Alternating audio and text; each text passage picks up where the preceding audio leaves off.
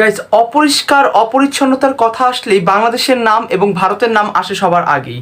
কিন্তু আজকে আপনাদেরকে বলবো এশিয়ার মধ্যে সবচেয়ে সুন্দরতম একটি গ্রাম, যেটা হচ্ছে ভারতে অবস্থিত মেঘালয়ের মাইলিং লং গ্রাম। এটা হচ্ছে এশিয়ার মধ্যে সবচেয়ে পরিষ্কারতম গ্রাম এবং এটা প্রাচীনকাল থেকেই হয়ে আসছে পরিষ্কারতম গ্রাম হিসেবে।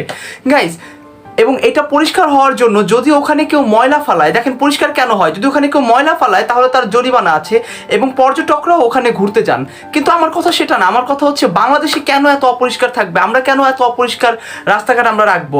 আপনার ফ্রেন্ড সার্কেল যারা আছে এবং আপনার পরিচিত যারা আছে যারা অপরিষ্কার রাখে রাস্তাঘাট, তাদেরকে প্লিজ আজকে আমার এই ভিডিওটা শেয়ার করে পাঠাবেন যে কেন ভারত এশিয়ার মধ্যে সবচেয়ে সুন্দর প্লেস ভারতে, পরিষ্কারতম প্লেস ভারতে, আমাদের দেশে কেন নয়।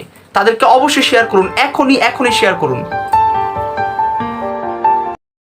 গাইজ, অপরিষ্কার অপরিচ্ছন্নতার কথা আসলেই বাংলাদেশের নাম এবং ভারতের নাম আসে সবার আগেই।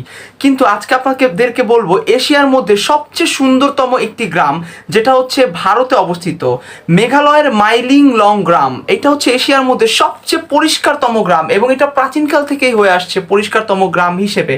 গাইজ, এবং এটা পরিষ্কার হওয়ার জন্য যদি ওখানে কেউ ময়লা ফালায়, দেখেন পরিষ্কার কেন হয়, যদি ওখানে কেউ ময়লা ফালায় তাহলে তার জরিমানা আছে এবং পর্যটকরাও ওখানে ঘুরতে যান। কিন্তু আমার কথা সেটা না, আমার কথা হচ্ছে বাংলাদেশে কেন এত অপরিষ্কার থাকবে, আমরা কেন এত অপরিষ্কার রাস্তাঘাট আমরা রাখবো। আপনার ফ্রেন্ড সার্কেল যারা আছে এবং আপনার পরিচিত যারা আছে যারা অপরিষ্কার রাখে রাস্তাঘাট, তাদেরকে প্লিজ আজকে আমার এই ভিডিওটা শেয়ার করে পাঠাবেন যে কেন ভারত এশিয়ার মধ্যে সবচেয়ে সুন্দর প্লেস ভারতে, পরিষ্কারতম প্লেস ভারতে, আমাদের দেশে কেন নয়। তাদেরকে অবশ্যই শেয়ার করুন, এখনই শেয়ার করুন।